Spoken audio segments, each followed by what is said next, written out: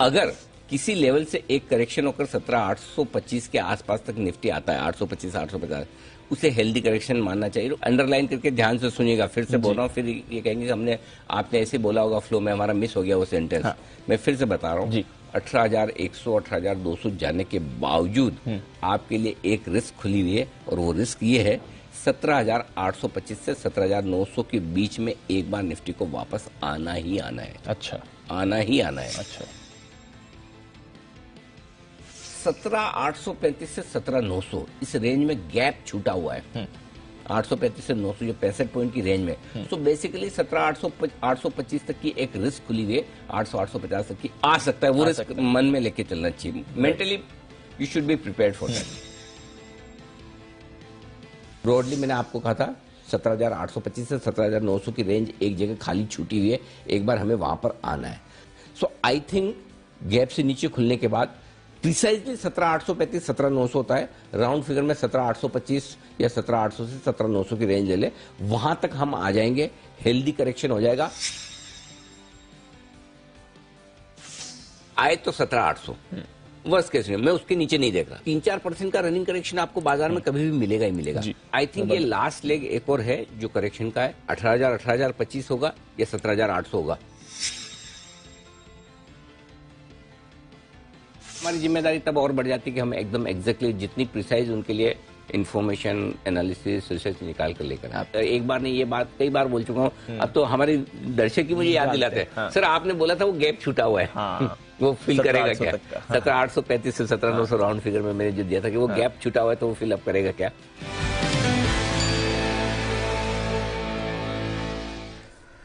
कमाल है सर, जब 19,000 की बात हो रही थी तब भी आपने ये लेवल्स बोले थे, एक बार आपने बोला था ये बीच में आ सकता है। आज सुबह का आपने लो कौन सा लेवल बोला था एग्जैक्ट वाला? 17,838। और आज का लो क्या है? अभी तक तो वही है 838 एग्जैक्ट, मतलब इतना पिन पॉइंट 17,838 17,899 ये गैप बीच में छुटा होता है, ये कंप्लीट हो गया। देखो दीप, अब ऑनेस्टली बताता हूँ, अब तक जो हुआ है ना वो हेल्दी करेक्शन है। अब अगर कुछ बिगड़ा ना तो वो वेल्दी करेक्शन हो जाएगा, वेल्थ डेस। तो अब नहीं गिरना चाहिए। हाँ। अब मतलब 5-50 पॉइंट ठीक है, थोड़ा बहुत ऊपर नीचे होता है, वो आप एग्जैक्टली कभी ऐसे पॉइंट गिरना भी नहीं चाहिए। ठीक है, कोइंसिडेंटली वही लेवल मैच हो रहा है, वो एक अलग बात है। बट अगर तकनीकी तौर पर देखें तो वो गैप अब आपका फिल हो गया जी।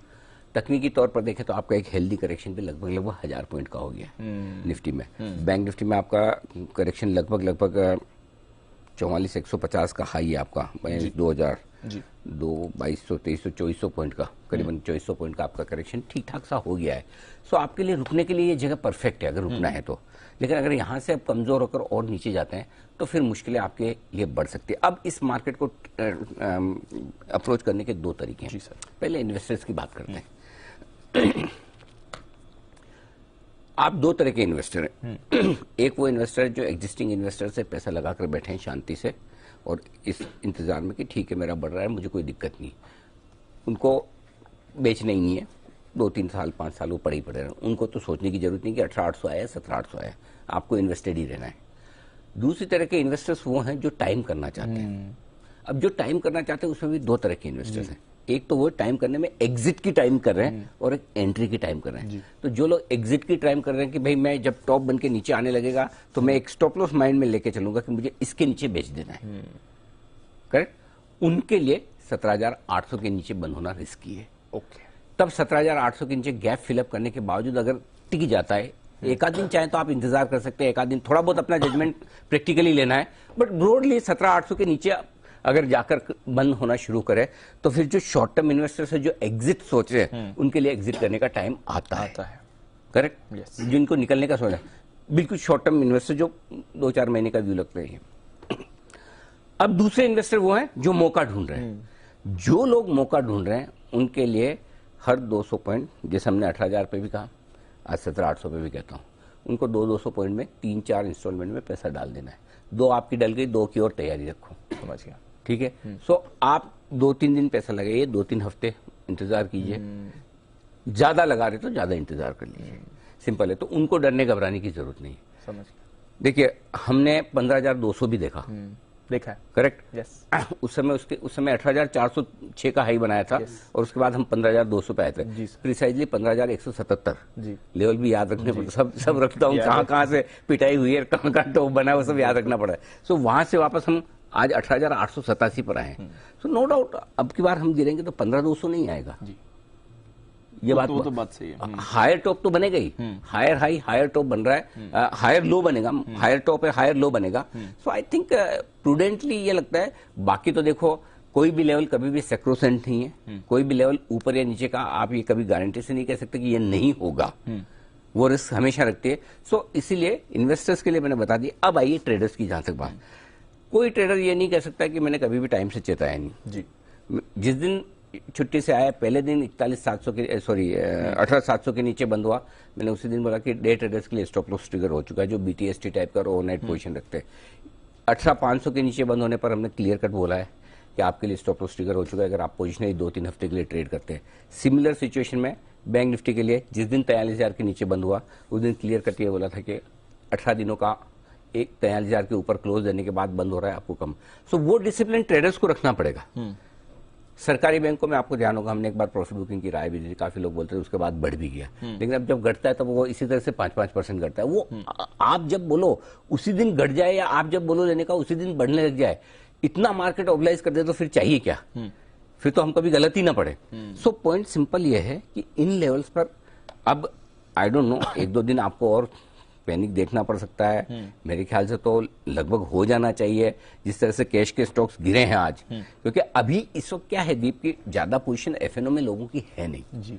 सो पैनिक अब एफएनओ से नहीं आता, अब नहीं आएगा। अब जो पैनिक आता है वो कैश से आता है। और आप देखिए आज कैश मार्केट में बढ़ने वाले शेयर एनएससी पे कितने 115, गिरने वाले 2,000। इससे आप आइडिया लगा ली 5% भी बढ़े हुए नहीं है ढंग से। बीएसई में 525 शेयर बढ़े हुए हैं, 3200-3300 शेयर घटे हुए हैं। इससे आप आइडिया लगा लीजिए कि मार्केट ब्रेथ किस तरह की है। सो आई थिंक पैनिक हो रहा है एक तरह से, अच्छा माने खराब माने आप जो माने, हेल्दी करेक्शन माने, बोलने के लिए हेल्दी होता है, नुकसान तो सबको होता है। सो आई थिंक थोड़ा सा सेंसिबल रहे, पैनिक। आज की क्लोजिंग देखते हैं, जहां तक मेरा मानना है मुझे लगता है जिस तरह से मुझे डेटा दिख रहे हैं मार्केट है नीचे, 4 दिनों से गिरे हुए हैं, वीकेंड सेशन है, सोमवार को अमेरिका में छुट्टी है, तो शॉर्ट्स काटने के लिए भी अच्छा लेवल है अनडाउटेडली, इसमें कोई डाउट नहीं। हाँ 18,000 के ऊपर बंद हो जाए तब तो थोड़ी रिलीफ वाली बात है, 18,000 के नीचे बंद रहते तो रिस्क तो है। सो अब अपने सिंपल एक फॉर्मूला ये करना है कि जिस दिन हम 18,200 के ऊपर बंद होंगे उस दिन हम मानेंगे कि जितना गिरना था गिर गए। ओके ठीक है, 17,800 के नीचे बंद होंगे तो हम ये मान के चलेंगे हमें और कमजोर होना है। तो अपने ये 400 पॉइंट की रेंज पकड़ लो, 17,800 के नीचे बंद होंगे तो और कमजोर है, 18,200 के ऊपर बंद होंगे तो हमारा करेक्शन पूरा हो। बस इस फॉर्मूले से चलो, बाकी दिमाग नहीं लगाना। बाकी शोर शराबा कोविड ये वो चार्ट फलाना डिमका ये सब आएंगे, थोड़ा सेंसिबली। और एक और तरीका जो बढ़िया क्या होता है कि जब आप दौड़ लगा रहे हो, चाहे आप 100 मीटर दौड़ो चाहे मैराथन दौड़ो, जहां थक जाओ वहां थोड़ी स्पीड कम कर लेनी चाहिए। ऐसे में बैठ जाऊं वहीं का वहीं और थोड़ा आराम कर लो, फिर वापस दौड़ूंगा। तो फिर क्या होता है वार्म अप करने में एक बार जो आपकी बॉडी ठंडी हो जाती है, फिर दौड़ना बहुत मुश्किल काम है। स्लो करके आप वापस दौड़ सकते हो, बैठ जाओगे ना ऐसे और भाई साहब पीछे वाले समझ गए, फिर मोरली और फिजिकली दोनों तरीके से आप हार गए। तो अपने थोड़ी स्पीड धीमी कर लो, कोई बात नहीं, कम पैसा बना जाना नहीं चाहिए, थोड़ा शांति से आराम से ऑब्जर्व करें, बैठें, पैनिक करें। बिल्कुल। तो ब्रॉड रेंज अनिल जी ने दे दिया 17,800 से 18,200, अब इस पर आपको रखनी है नजर फिलहाल के लिए। आइए फिर डेटा तो अनिल जी थोड़ी देर में हमें समझाएंगे, एक्सपर्ट्स भी हमारे तैयार, उससे पहले अरमान और